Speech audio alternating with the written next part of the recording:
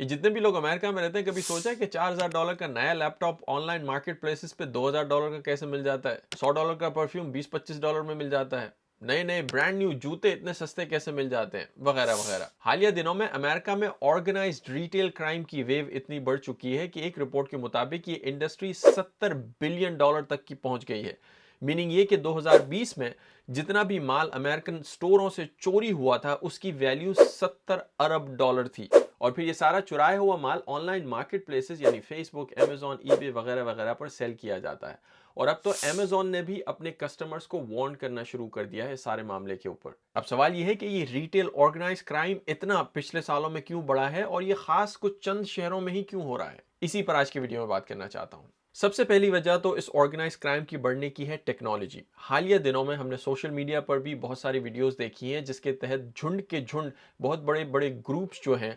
चोरों के बेसिकली या लूटने वालों के, वो एकदम से किसी बड़े इलेक्ट्रॉनिक स्टोर में या मॉल में या इस तरह दाखिल हो जाते हैं और सारा माल एक साथ लूट कर ले जाते हैं। ये सारी चीज़ ऑर्गेनाइज करना सोशल मीडिया ग्रुप्स के तहत और टेक्नोलॉजी के तहत इनके लिए बड़ा आसान हो गया है, जिसमें एक बहुत ही छोटे अरसे में ये लोग मिलकर एक खास जगह पर अटैक करते हैं, इन आउट करते हैं और माल लेके चले जाते हैं। और दूसरी बड़ी वजह यह है कि ये ऐसा करना कुछ खास शहरों में ही और या खास स्टेट्स में ही इनके लिए फीजिबल है। वो क्यों? वो ये कि अमेरिका में जो रिटेल बड़े बड़े स्टोर्स हैं उनकी इंटरनल पॉलिसी ये होती है अमूमन, बड़े बड़े जो स्टोर्स होते हैं वो ये कि जब भी ऐसा कोई वाकया होगा, कोई चोर या लूटने वाला आपके पास आएगा, तो एम्प्लॉयज़ पर सख्त किस्म की पाबंदी होती है कि आप उनके साथ एंगेज नहीं करेंगे। मीनिंग ये कि जो लूटने वाले हैं या चोरी करने वाले हैं उन्हें पहले से पता होता है कि वहां इन्हें मज़ाहमत का कोई सामना नहीं होगा। आप वॉक इन करें, चीज़ लें और वहां से निकल जाएं। दूसरी बात ये कि ये जो ऑर्गेनाइज किस्म की लूट मार होती है वो खास बड़े बड़े शहरों तक ही महदूद है और कुछ बड़े स्टेट्स तक। उसकी वजह यह है कि ये जो ऑर्गेनाइज क्राइम करने वाले हैं उनको ये पता है कि उन बड़े बड़े शहरों की और ख़ास उन स्टेट्स की जो क्राइम पॉलिसी है वो हालिया चंद सालों में और कुछ दिहाइयों में काफ़ी चेंज हुई है या रिफॉर्म हुई है। क्राइम को डील करना यहाँ पर एक ऑब्वियसली पॉलिटिकल डिबेट है, पॉलिटिकल मामला है। लोग जब लोकल क्रिमिनल्स पकड़े जाते हैं तो कवानीन अपनी जगह पर, फेडरल लॉज, स्टेट लॉज अपनी जगह होते हैं, लेकिन उन लॉज को इम्प्लीमेंट करने के लिए, उन लॉज को एग्जीक्यूट करने की जिम्मेदारी जो होती है वो लोकल प्रोसिक्यूटर्स की जिम्मेदारी होती है, जो कि पब्लिक के हुकूमती वकील होते हैं। और ये पोजीशन एक पॉलिटिकल पोजीशन होती है। इस पोजीशन पे आने के लिए बहुत सारे लोग लोगों के वोट लेकर आते हैं, बहुत सारे वादे करके आते हैं और इन वादों में पॉलिटिकल रिफॉर्म्स भी शामिल हैं। हालिया चंद सालों में हमने देखा है, खासकर बड़े बड़े शहरों में और रियासत कैलिफोर्निया में भी, कि इस पूरे मामले को एक सियासी रंग देने के लिए या इस सियासत की नज़र होने की वजह से बहुत सारे ऐसे रिफॉर्म्स लेके आए गए थे जिसके तहत क्रिमिनल जस्टिस सिस्टम को रिफॉर्म करने के लिए या कम से कम लोग जेलों में जाएं, उसको उस मंजर को सामने लाने के लिए क्राइम्स में बहुत सारी रिलैक्सेशन लाई गई थी। हालिया कुछ सालों में कैलिफोर्निया के लॉ बहुत मशहूर हुआ था जिसे यहाँ पर प्रोपोजिशन 47 कहा जाता है। ये मैं एक आपको सिर्फ मिसाल दे रहा हूँ, जिसके तहत कैलिफोर्निया में ये जो रिटेल फ्रॉड का जो मामला है उसमें $1000 या उससे कम तक अगर कोई इंसान चोरी करता है, रिटेल फ्रॉड करता है, तो उस क्राइम को इससे पहले फेलनी तस्वुर किया जाता था। अब उस लॉ के बाद इसे मिसडिमीनर में शामिल कर दिया गया है। इस कानून के क्रिटिक्स का ये कहना है कि इस कानून की वजह से जो लुटेरे हैं या जो क्राइम करने वाले हैं उन तक ये मैसेज पहुंचा है कि आपकी स्टेट जो है वो आपसे अब नरमी इख्तियार करेगी। अगर आप कोई ऐसा जुर्म करेंगे तो उसकी वजह से भी ऐसे क्राइम में इजाफा होता है। उसके अलावा भी अमेरिका के कुछ बड़े शहरों में जो लोकल प्रोसिक्यूटर्स हैं उन्होंने अपने लोकल रूल्स और रेगुलेशंस इस तरह चेंज किए हैं कि कम से कम क्रिमिनल्स जो हैं वो जेलों में जाएं, क्राइम रिफॉर्म हो। और एक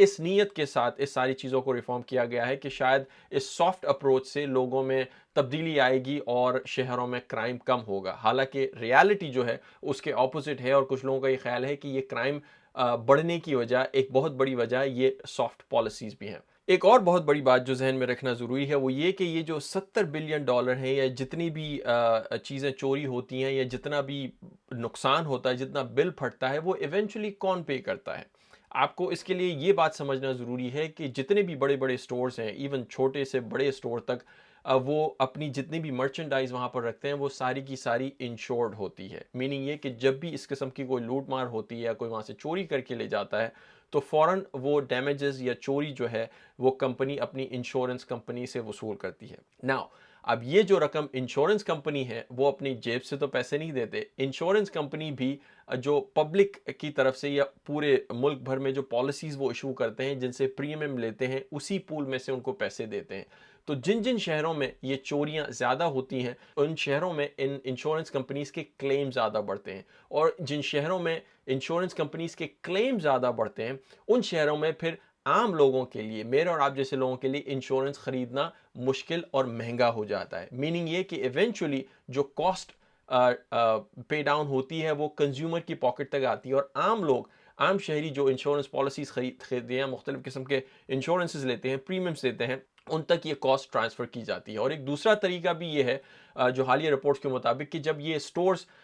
ये सारी थेफ्ट और चोरी चकारी अपनी एनुअल कॉस्ट में इंक्लूड करते हैं तो इवेंचुअली फिर प्रोडक्ट्स की कॉस्ट भी बढ़ जाती है। तो आखिर में ले दे के होता यही है कि जो कंज्यूमर है उस शहर का, उस इलाके का, उस स्टेट का, वही आखिर में ये सारा बिल बर्दाश्त करता है, और छोटी छोटी फ्रैक्शंस से लेकर बड़े बड़े प्रीमियम इंक्रीसेस तक ये सारा खर्चा जो है उसी की जेब से निकाला जाता है। यानी इवेंचुअली नुकसान उस कम्युनिटी का ही होता है जहां पर ये क्राइम हो रहा है। अब इस सारे मामले को डील करने के लिए क्या किया जा रहा है? हालिया कुछ महीनों और सालों में कुछ स्टेट्स ने मैसिव लेवल पर एक तो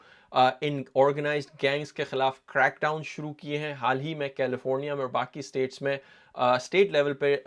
मिलियंस ऑफ डॉलर्स खर्च किए गए हैं इन क्राइम्स को बस करने के लिए। तो बड़े बड़े वेयर हाउसेज हैं उनको बस किया गया है, वहाँ से मिलियंस ऑफ डॉलर का सामान बरामद किया गया है, और ये बड़े बड़े जो गैंग्स इसमें इन्वॉल्व हैं उनको पकड़कर ये सारा सामान रिकवर किया गया है। तो ये तो इसका एक एलिमेंट है, लेकिन ये क्राइम हो ही ना और प्रिवेंटिव मेजर्स क्या लिए जाएं उस पर भी बहुत सारे प्रपोजल्स आ रहे हैं, और ये इवन इंक्लूडिंग ये कैलिफोर्निया का जो लॉ है उसको भी चेंज करने के लिए, और बाकी जगहों पर लोकल प्रोसिक्यूटर्स की सॉफ्ट अप्रोच को चेंज करने के लिए भी सियासी लेवल पर बहुत सारे प्रपोजल दिए जा रहे हैं कि जी क्राइम से डील करने के लिए आपको नरमी नहीं बल्कि मजीद सख्ती करनी पड़ेगी। अमेरिका के जो छोटे शहरों में, सबर्बन एरियाज में लोग रहते हैं, वो जानते हैं कि वहाँ पर क्राइम को मैनेज करना उनके लिए बहुत आसान है पुलिस के लिए, क्योंकि पुलिस की पेट्रोलिंग भी आप वहाँ पर ज़्यादा देखते हैं। लोगों की आमदोरफ्त क्योंकि कम होती है इसलिए पुलिस के लिए भी क्राइम को या अपनी पेट्रोलिंग ज़्यादा रखने में ईजी साबित होता है। तो वहाँ पर ऐसे क्राइम्स आपको देखने नहीं मिलते, जबकि जो बड़े बड़े शहर हैं जहाँ पर पॉपुलेशन ज़्यादा होती है और स्पेशली इन सॉफ्ट पॉलिसीज़ की वजह से जब पुलिस की पेट्रोलिंग या पुलिस की जो सिटीजनरी के साथ जो डीलिंग होती है अगर वो सॉफ्टवेयर एंड पे होती है इस इन क्राइम से डील करने के लिए, तो इवेंचुअली ऐसी जगहों पर क्राइम ज़्यादा देखने को मिलते हैं, और जहाँ पर पुलिस की पेट्रोलिंग या जहाँ पर पुलिस की प्रेजेंस ज़्यादा नज़र आती है वहाँ पर क्राइम इवेंचुअली आपको कम देखने को मिलता है। और एक और चीज़ जो कि ब्लैक मार्केट में इन चुराई गई आइटम्स की सेल को कम करने के लिए की जा रही है वो ये कि बड़े बड़े जो रिटेलर्स हैं, अमेजॉन, वॉलमार्ट, उनकी तरफ से भी उनकी वेबसाइट्स पर कस्टमर्स को ये मैसेजेस दिखाए जाते हैं कि अगर आप कोई ऐसी चीज़ सस्पेक्ट कर रहे हैं, अगर आपको ये लग रहा है कि कोई चीज़ जो ये सेलर बेच रहा है वो चोरी की हो सकती है, बहुत कम कीमत में है, तो वो भी आप रिपोर्ट कर सकते हैं। तो ये अमल भी एक इसमें देखने को आ रहा है।